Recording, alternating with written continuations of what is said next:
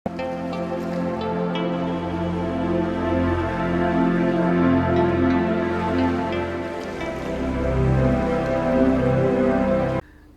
दोस्तों, divine answers bye Hitesh की series के 16वें एपिसोड के अंदर आप सभी का बहुत बहुत स्वागत है। प्यारे दोस्तों, जैसा कि आप सभी जानते ही हैं, हमारी इस सीरीज़ के अंदर हम उन प्रश्नों के उत्तर आप सभी के लिए लेकर के आते हैं जो आप सभी भाई बहन अपने ही कमेंट्स के माध्यम से हमारी वीडियोस के अंदर हमसे पूछते हैं। दोस्तों, ज़्यादातर उन प्रश्नों को यहाँ पर सम्मिलित किया जाता है जिनका उत्तर देने से हमें लगता है कि न केवल आपके प्रश्न का उत्तर आपको मिलेगा, लेकिन जितने भी भाई बहन इस वीडियो को देखेंगे उनका जो आध्यात्मिक ज्ञान है, जो स्पिरिचुअल नॉलेज है, उसके अंदर उन्नति होगी और अपना जो जीवन है वह और बेहतर तरीके से जी पाएंगे। उनके जीवन के कुछ समस्याएं हैं, उनका निदान ये जो प्रश्न है उनके उत्तर कर पाएंगे। तो ऐसे प्रश्नों के उत्तरों को और ऐसे प्रश्नों को हम यहाँ पे सम्मिलित करने का प्रयास करते हैं। ऐसा ही एक प्रश्न है जो कि अभी हम आपके सामने प्रस्तुत करेंगे। ये 4-5 अलग अलग कमेंट्स के अंदर, अलग अलग वर्जन्स के अंदर सेम जो प्रश्न है हमारे सामने आया था, जो कि हम कोट करने जा रहे हैं। और हमें लगा कि इसका जो उत्तर है उसके अंदर बहुत गहराई है, वो हमें वो समझने से जो है जो हमारा जो पारिवारिक जीवन होता है उसके अंदर भी जैसे और ज़्यादा सौहार्द की भावना आ जाएगी, और ज़्यादा अच्छे से अपने लाइफ पार्टनर के साथ आप जो अपना जो जीवन है उसको बिता पाएंगे और एक दूसरे की जो इम्पोर्टेंस है उसको और गहराई से समझ पाएंगे।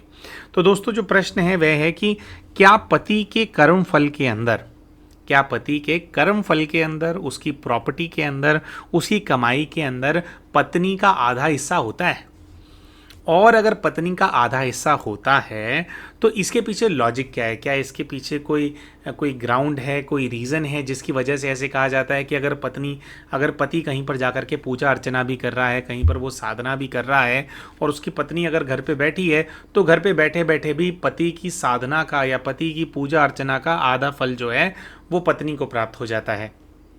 और क्या ये लॉजिक केवल पत्नियों को मिलता है? क्या इसी रीति आधारित है, या इसका वाइस वर्सा भी होता है कि अगर पत्नी कहीं जाकर के पूजा अर्चना करती है, कहीं पर व्रत करती है, अगर वो कोई साधना करती है या कोई पुण्य का कार्य करती है, क्या उसका भी आधा फल जो है वो पति को मिलता है, या फिर ये प्रिविलेज केवल पत्नियों के लिए है?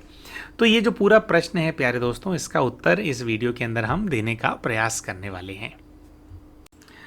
तो प्यारे दोस्तों, देखिए, ये जो प्रश्न है, इस प्रश्न के उत्तर को अच्छे से समझने के लिए हमें एक जो नारी है और एक जो पुरुष है, उनके जो ट्रेडिशनल रोल्स होते हैं, क्या उनके रोल्स एंड रिस्पॉन्सिबिलिटीज़ होते हैं, उनको अच्छे से समझना बहुत ज़्यादा आवश्यक है। क्योंकि उसी जो उनके जो रोल्स है, जो उनके कर्तव्य हैं, उसके अंदर ही ये जो प्रश्न है उसका बहुत ही डिटेल के अंदर जो उत्तर है वो समाया हुआ है। उत्तर हमें देना भी नहीं पड़ेगा, उत्तर आपको अपने आप ही समझ में आ जाएगा। तो प्यारे दोस्तों, देखिए, क्या होता है कि जब भी कोई नारी किसी पुरुष से विवाह करती है, किसी की पुत्री होना बंद करके किसी की पत्नी बन करके आ जाती है, तो उनका ये जो रोल है ना, जो उनका ये जो पार्ट है किसी की पत्नी बनने का, वह उसकी जो शुरुआत है वह स्टार्ट ही ना त्याग के साथ होता है। देखिए, कन्या, उदाहरण के तौर पे, पहले के टाइम पे तो और जल्दी शादियां हो जाती थी, हम उदाहरण के तौर पे 20-22 वर्ष की आयु में भी कोई कन्या किसी व्यक्ति से विवाह करती है, उसके परिवार के अंदर जाती है, तो पिछले 20 वर्षों से जिन लोगों को वो जानती थी, जिनके साथ उनका प्रेम संबंध था, मतलब अपने माता से, अपने पिता से, अपने भाई से, अपने बहन से, अपने रिश्तेदारों से, जिनके साथ उनकी सौहार्द की भावना थी, जो उसको प्यार करते थे, है ना, जिनके साथ वो सिक्योर फील करती थी, सेफ फील करती थी, वो अपने इन सभी चीज़ों को छोड़ करके, यानी कि पिछले 20 वर्षों से वो जिस प्रकार से अपना जीवन जी रही थी, उसके अंदर देखो, कोई भी व्यक्ति होता है उसका ना, जब बहुत लंबे समय से वो कुछ कर रहे होते हैं, उसमें कंफर्ट जोन होता है। जैसे एक नौकरी भी है, नौकरी अगर हम बहुत लंबे समय से कोई नौकरी कर रहे हो, उसमें हमारा कंफर्ट जोन होता है, हमारे को सब कुछ पता होता है, कौन सी चीज़ कैसे होगी, बॉस को क्या पसंद है, कहाँ पे क्या चीज़ रखी हुई होती है, कौन सी फाइल कहाँ पर पड़ी होती है, पूरा एक कंफर्ट जोन होता है ना। तो वो अपने 20-22 वर्षों से जिस कंफर्ट जोन के अंदर है, जहां पर वो सेफ फील करती थी, वो उस एनवायरनमेंट को छोड़ करके आपके परिवार के अंदर जा जाती है, जहां पर अभी उसको फियर ऑफ अननोन है, अभी उसको कुछ नहीं पता क्या होने वाला है, उसको नहीं पता उसको जो आपकी माता जी हैं उनसे उसकी बनेगी या नहीं बनेगी, पिताजी से बनेगी या नहीं बनेगी, उसको प्यार मिलेगा या उसको धुतकारेंगे, क्या होगा उसको कुछ नहीं पता। और ऐसा नहीं है कि हर जगह पे कोई बुरा ही होता है, अच्छा भी होता है। ससुराल के अंदर बहुत सारी जगह पे कन्याएं बहुत सुख भी पाती हैं, है ना। लेकिन कहने का भाव ये है, उसको अभी जब वो विवाह करके आ रही है तब तो नहीं पता है बात कि क्या होने वाला है।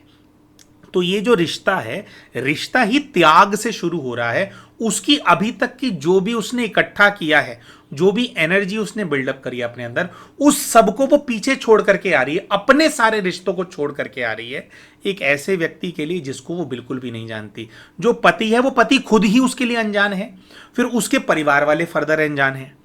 अब यहाँ पर एक कहने की बात ये होती है कि भैया आप ऐसे क्यों बोल रहे हो, भाई सास ससुरी तो हैं, ये है। लेकिन देखिए, आप ह्यूमन बींग्स की तरह समझिए, इंसान की तरह समझिए। भले ही उस कन्या के सास ससुर हैं और वो कन्या को सेवा करनी चाहिए उनकी, ठीक बात है, लेकिन वो जानती तो नहीं है ना उनको।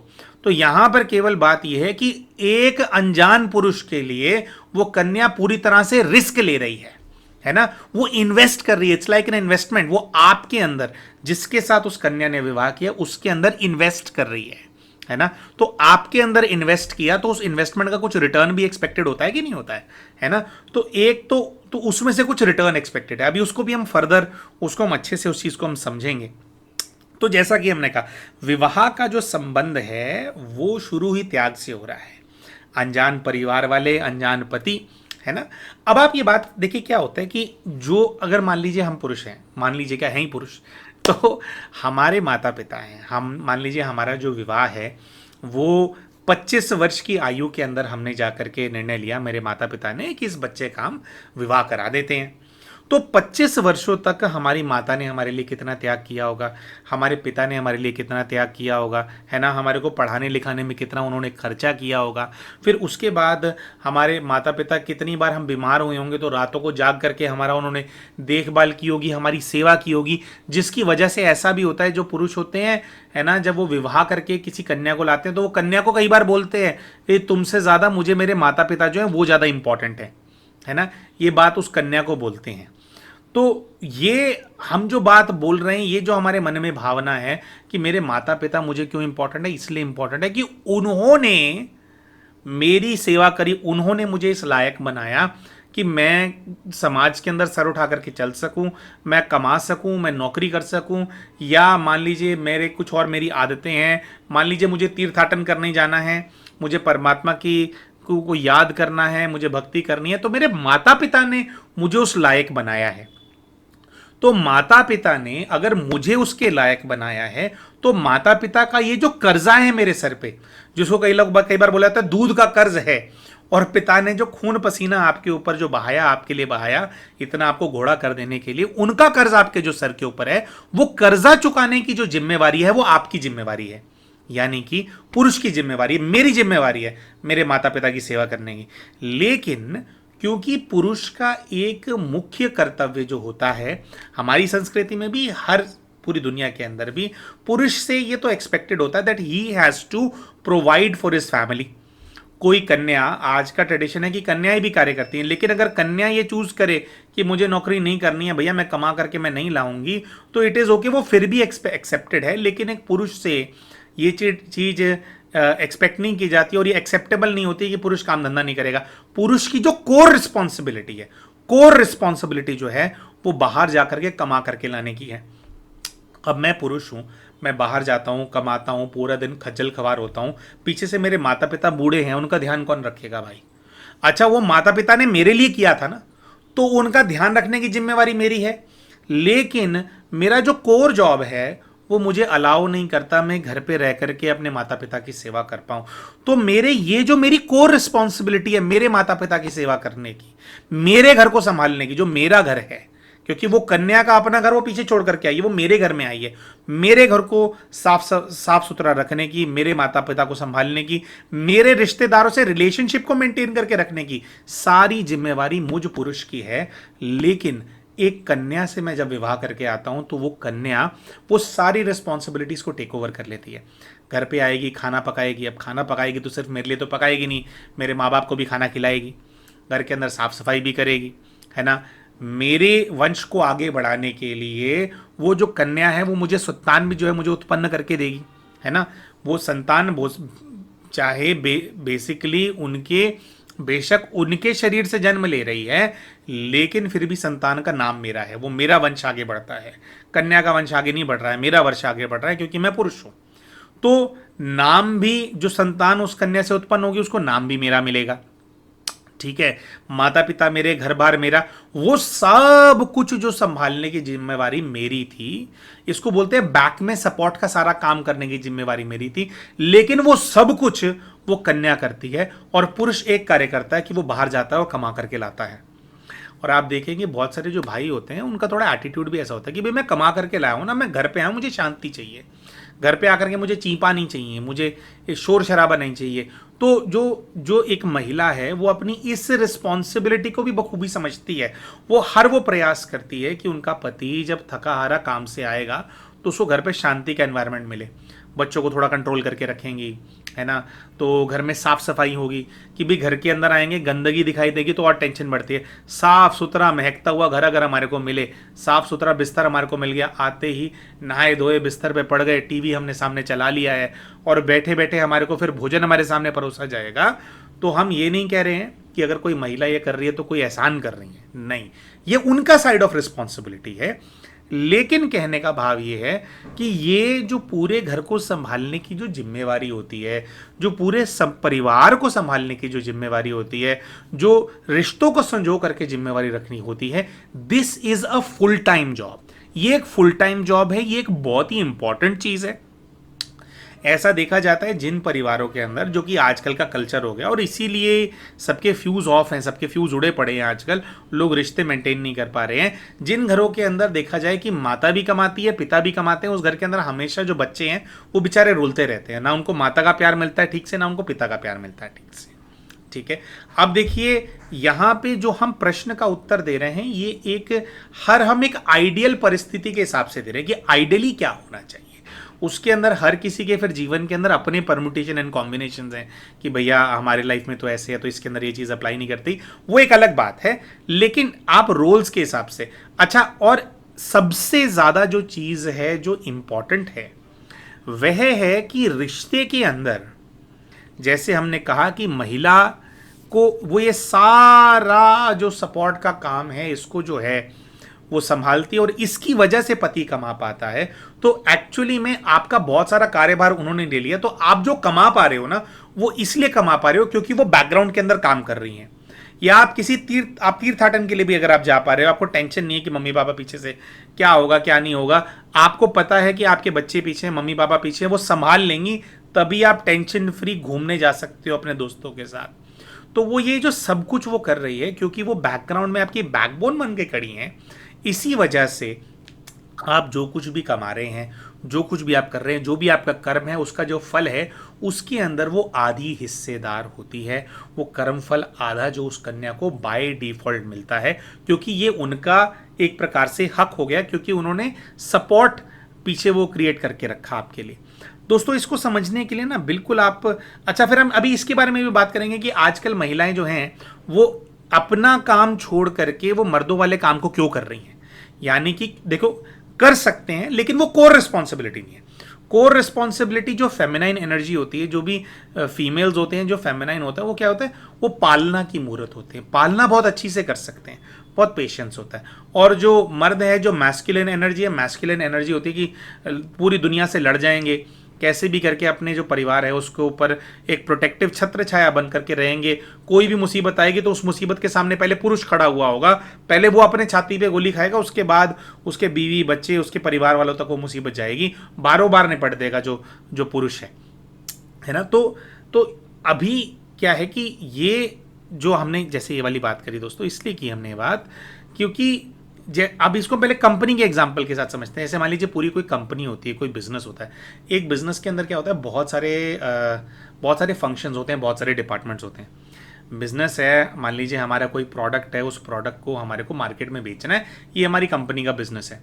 लेकिन हमारी कंपनी के अंदर कोई डिपार्टमेंट है जो कि उस प्रोडक्ट को मैन्युफैक्चर कर रहा है, कोई डिपार्टमेंट है जो कि उस प्रोडक्ट की अच्छी सी पैकिंग कर रहा है, लेबलिंग कर रहा है, कोई डिपार्टमेंट है उसकी अच्छे से मार्केटिंग कर रहा है, उस प्रोडक्ट का नाम फैला रहा है पूरी दुनिया के अंदर, और फिर जो सेल्स डिपार्टमेंट वाले होते हैं वो उस प्रोडक्ट को मार्केट में लेकर के जा रहे हैं, डिस्ट्रीब्यूटर्स को दे रहे हैं और उस मार्केट को पूरी तरह से बेच रहे हैं मार्केट के अंदर, उससे पैसा फिर मार्केट से कलेक्ट करके कंपनी के अंदर ला रहे हैं। अभी क्या होता है, कंपनीज की स्ट्रक्चर के अंदर क्या होता है कि जो सबसे ज्यादा वैल्यू की जाती है ना, जिस डिपार्टमेंट का कंपनियों में सबसे ज्यादा दबदबा होता है, वो होता है सेल्स डिपार्टमेंट। लेकिन आप एक बात बताइए कि सेल्स डिपार्टमेंट जो पैसा इकट्ठा करके ला रहा है आप लोगों के लिए, कंपनी के लिए ला रहा है, जो प्रोडक्ट है, अगर प्रोडक्ट अच्छा ना हो तो क्या उसकी हम कंसिस्टेंटली सेल कर पाएंगे? एक बार तो हमने बेच दी, क्या हम दोबारा बेच पाएंगे? अगर मार्केटिंग डिपार्टमेंट पूरा नाम ना फैलाए उस प्रोडक्ट का, तो सेल्स डिपार्टमेंट वालों को कितनी मुश्किल होगी उसको बेचने के लिए। मार्केटिंग ने अच्छे से मार्केटिंग करी है तभी तो नाम है ना, तभी तो ट्रस्ट है मार्केट के अंदर, तभी तो हम बेच पा रहे हैं उसको।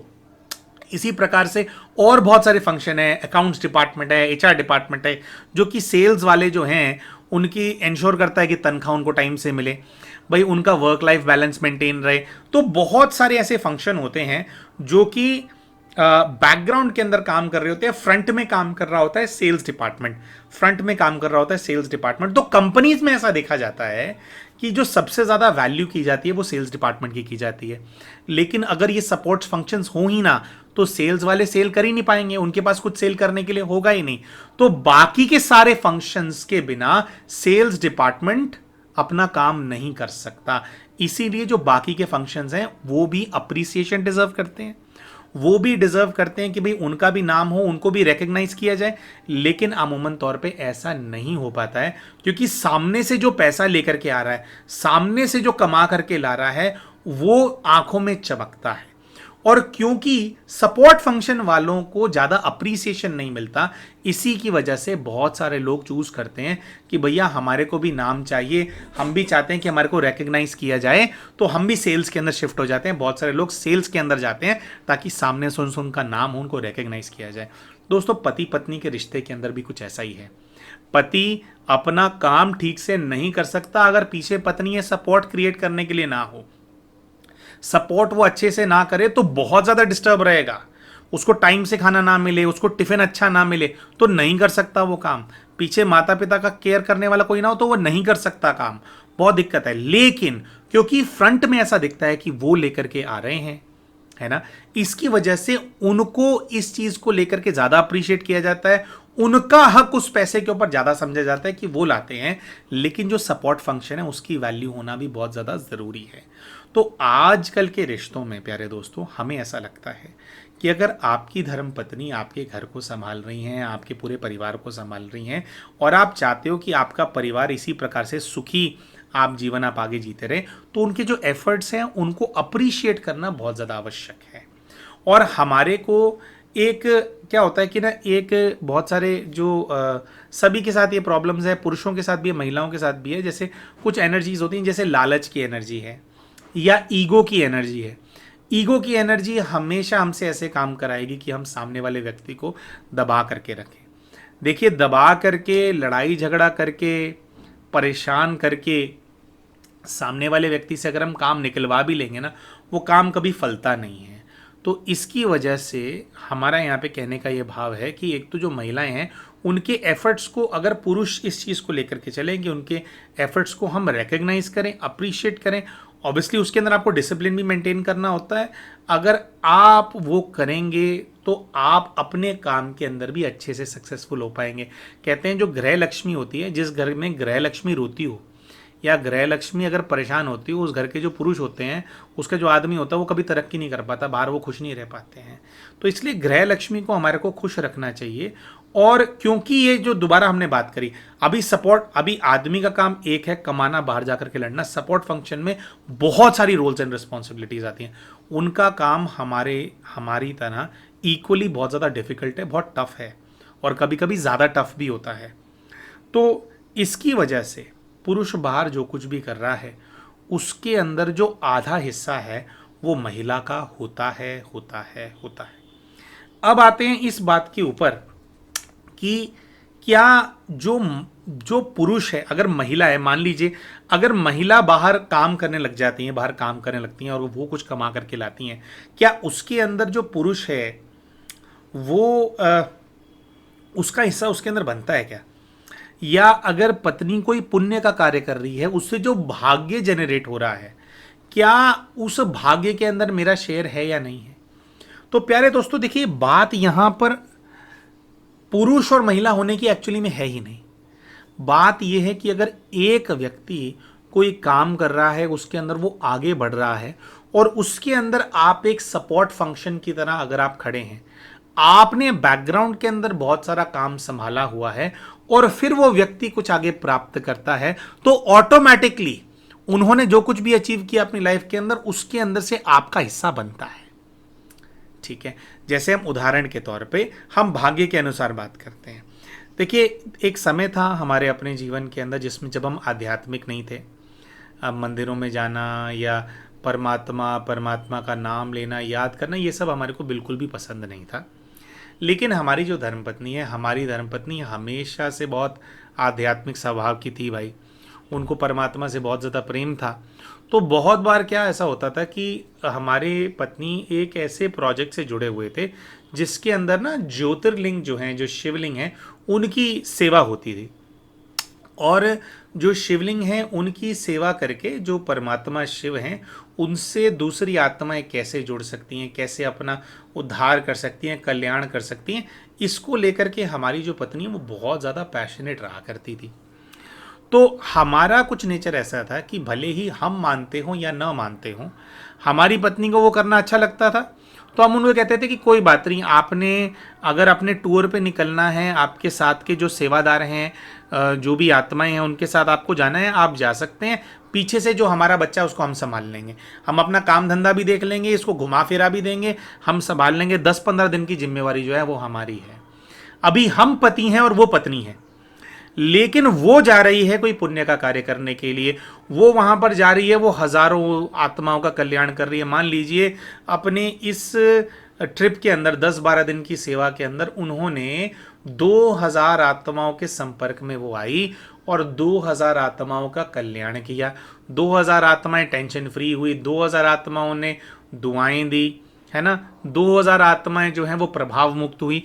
उन्होंने जो सारी सेवा करी, उसका जो फल मिलेगा हमारी पत्नी को, उसका आधा हमारे को मिल जाएगा। क्यों? क्योंकि अगर पीछे से हम बच्चे को ना संभालें, पीछे से हम खाने पीने का काम ना देखें, पीछे से हम घर के अंदर साफ सफाई ना रखें, तो हमारी पत्नी क्या टेंशन फ्री होकर के सेवा कर पाएंगी?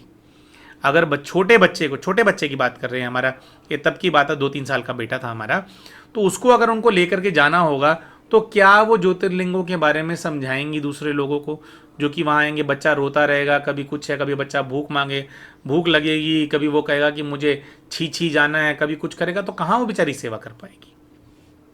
तो अब यहाँ पर जैसे हम उनको सपोर्ट कर रहे हैं, तो उन्होंने जितना भी भाग्य एकत्रित किया इससे, उसका आधा जो भाग्य है वो हमारा है और आधा जो भाग्य है वो धर्मपत्नी का है। तो कहने का भाव ये है प्यारे दोस्तों कि जब भी किसी प्रकार की कोई सेवा हो रही है या जब भी किसी प्रकार का कोई व्यक्ति कोई काम कर रहा है, तो सामने से जो व्यक्ति कार्य कर रहा है उसका तो भाग्य कंफर्म्ड है ही है, उसको तो रिजल्ट मिलेगा ही मिलेगा, उसको तो सामने से फल मिलेगा ही मिलेगा, क्योंकि प्रत्यक्ष रूप से वो सामने से कार्य कर रहा है। लेकिन अगर कोई दूसरी आत्मा, कोई दूसरा व्यक्ति बैकग्राउंड के अंदर काम कर रहा है, उनको ये जो भी सेवा वो करना चाहते हैं उसको वो अनेबल कर रहे हैं, तो कोई भी हो वो, अच्छा यहाँ पे अभी तो हमने पति पत्नी का एग्जाम्पल लिया दोस्तों, पति पत्नी का एग्जाम्पल इसलिए लिया गया है या इसलिए लिया जाता है दुनिया के अंदर क्योंकि वो तो बाय डिफॉल्ट जो उनके रोल्स हैं, रोल ही उनके इस प्रकार के हैं कि एक व्यक्ति सामने से एक काम करेगा, दूसरा व्यक्ति उसको सपोर्ट करेगा, एक व्यक्ति सामने से कार्य करेगा, दूसरा व्यक्ति उसको सपोर्ट करेगा, बाय डिफॉल्ट ही है। लेकिन जहां पर ऐसे रोल डिफाइंड नहीं भी हैं, वैसे ही अगर आप उदाहरण के तौर पे अगर आप देख लीजिए कि उदाहरण के तौर पे मान लीजिए एक कोई मंडली है और वो क्या करना चाहते हैं, वो श्री कृष्ण जन्माष्टमी के ऊपर जो है एक उत्सव करना चाहते हैं। उनको स्थान चाहिए जहाँ पर वो जो मूर्तियाँ हैं उनको स्थापित कर सकें, उनको स्थान चाहिए जहाँ पर भाई नृत्य हो सके, है ना, उनको स्थान चाहिए जहाँ पर पूजा अर्चना हो सके, उनके पास स्थान नहीं है, वो करना चाहते हैं और हम कहीं पर रहते हैं और हमारे मोहल्ले में उनको ये करना है, हमारे पास एक बहुत बड़ा भवन है जिसके अंदर ये सब किया जा सकता है। तो हमने क्या किया, हमने कहा कि ठीक है तो बहुत ही अच्छी बात है, आप ऐसा करना चाहते हैं तो आइए, हमारा जो भवन है वो अवेलेबल है, इसके अंदर आप कर सकते हैं, बिल्कुल निश्चिंत होकर के आप कीजिए, जब तक आपको चाहिए ये भवन जो है हम सेवा में हम इसको लगाते हैं। तो अभी कहने का भाव ये है, यहाँ पर डायरेक्टली जो पूजा है वो हम नहीं कर रहे हैं, व्यवस्था है वो हम नहीं कर रहे हैं, लेकिन सपोर्ट करने के लिए जो भवन है उसको हमने वो दे दिया, हमारे पास था भाई, उसका हमने क्या करना था, है ना, भवन को हमने जो है आगे प्रस्तुत कर दिया, तो हम एक प्रकार से सपोर्ट फंक्शन के अंदर हैं, है ना जी। तो उसका हमारे को जो सेवा होगी उसका, अगर हम वहाँ पर अवेलेबल ना भी हों तो भी उसका एक भाग्य जो है वो हमारे पास आ गया। इससे भी एक अलग उदाहरण देते हैं, आप बोलेंगे भवन भी भैया प्रत्यक्ष चीज़ है तो सामने से हो रहा है। मान लीजिए ऐसा कोई कार्यक्रम होना था जिससे हजारों आत्माओं का कल्याण होना था, लेकिन उसके लिए गवर्नमेंट से, पुलिस से और जो जो जो हमारा लोकल प्रशासन है उससे कुछ परमिशनें लगती हैं, उदाहरण के तौर पे। तो हमारे पास कुछ नहीं है, बस ये जो शासन प्रशासन का जो कार्य है उसके अंदर हम थोड़े कनेक्टेड रहते हैं। तो हमने क्या किया कि कुछ ऐसी कोई भव्य कोई रैली निकलनी थी, कोई सेवा होनी थी, तो उसके लिए हमने क्या किया, हमने जाकर के जो शासन प्रशासन है वहाँ पर थोड़े से हमने धक्के खाए और उनके लिए जो है हम परमिशन हम ले आए। या मान लीजिए धक्के हमने नहीं खाए, हमारी बहुत जान पहचान है, हमने एक फ़ोन किया और परमिशनें आ गई, है ना। तो अभी डायरेक्टली तो हम सेवा के अंदर इन्वॉल्व नहीं है, ना हमने कोई स्थूल चीज़ दी, केवल हमारी वजह से परमिशन आ गई बैकग्राउंड के अंदर, तो उसका हमारे को कुछ भाग्य जमा हो गया हमारे पास, है ना। तो प्रत्यक्ष रूप से अगर कोई एक व्यक्ति किसी कार्य को कर रहा है और उस कार्य को अनेबल करने में कोई दूसरा व्यक्ति है जो कि अप्रत्यक्ष है, जो कि सामने नहीं है लेकिन बैकग्राउंड में वो काम कर रहे हैं, तो बैकग्राउंड में काम करने वाले व्यक्ति जो होते हैं उनको भी बराबर का भाग्य प्राप्त होता है। दोस्तों यही है इस जो पूरे प्रश्न का उत्तर, यही है आधार। तो एक्चुअली में पत्नी और पति होने की आपस में कोई बात ही नहीं है, बात यही है कि एक आत्मा प्रत्यक्ष रूप से कार्य कर रही है और दूसरी आत्मा बैकग्राउंड में उसको सब कुछ रेडी करके दे रही है, तो आधा जो बैकग्राउंड वाली आत्मा है उसका हक बनता है, उनको मिलना चाहिए। ठीक है जी। तो हम आशा करते हैं प्यारे दोस्तों कि जो प्रश्न है उसका जो उत्तर है वो हम अच्छे से आप सभी के सामने प्रस्तुत कर पाए, और आशा करते हैं आपको वीडियो बहुत पसंद आया होगा। तो वीडियो अगर आपको पसंद आया हो तो वीडियो को लाइक ज़रूर करें, चैनल अभी तक सब्सक्राइब नहीं किया तो चैनल को सब्सक्राइब भी कर लें, और वीडियो में कमेंट करके हमें बताएं कि आपको इसमें क्या अच्छा लगा। मिलते हैं आप सभी के साथ अपने अगले वीडियो के अंदर, तब तक के लिए नमस्कार।